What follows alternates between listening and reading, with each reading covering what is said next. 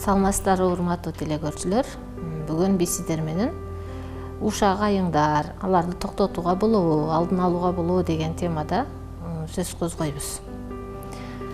Мен ушул сөздү айтардан мурда, ушак темасын ачуудан мурда Толстойдон бир жакшынакай сөзүн эстегим келет да, сиздерге эске салып кетким келет.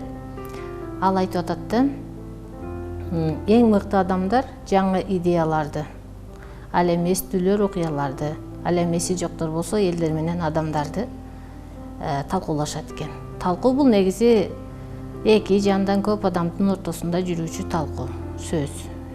Бул айланып барып туруп эки-үч адамдын ортосунда же көпчүлүктүн, бир компаниянын же бир топтун өкүлчүлүктөрүнүн ортосунда ушак иретинде да жүрүп калышы мүмкүн экен.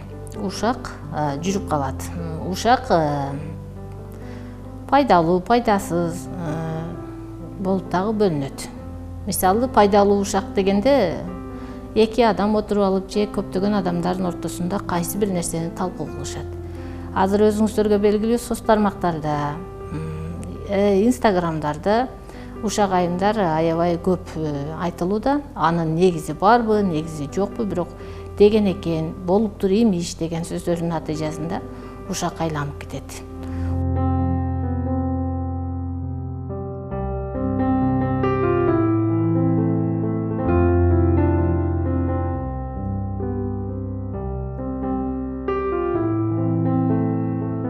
Эми ошол жерде ушактын үч элеги бар экен. Ушак айтуудан мурда ошол үч электен өзүңүздүн сөзүңүздү өткөрүп, андан кийин айтсаңыз болот. Мисалы, биринчи чындык элеги.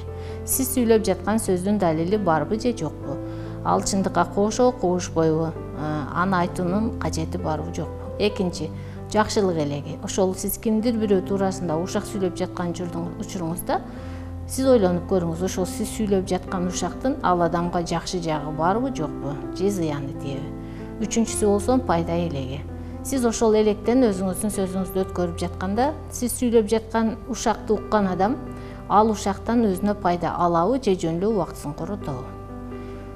Демек, ушакты айтардан мурда ошол сиз сүйлөп жаткан ушактын, ошол адам тууралуу сүйлөнүп аткан болсо, ошол ушакты адам, сиз сүйлөп аткан адам укканда ага кандай эмоциялык таасир этет? Ал кубанабы, же капалуу, же стресске кабылабы? Демек, эми ошол абалга өзүңүздү коюп көрүңүз. Сиздин үстүңүздөн кимдир бирөө кайсы бир деңгээлде ушактап жаткан болсо, сиз кандай таасир аласыз?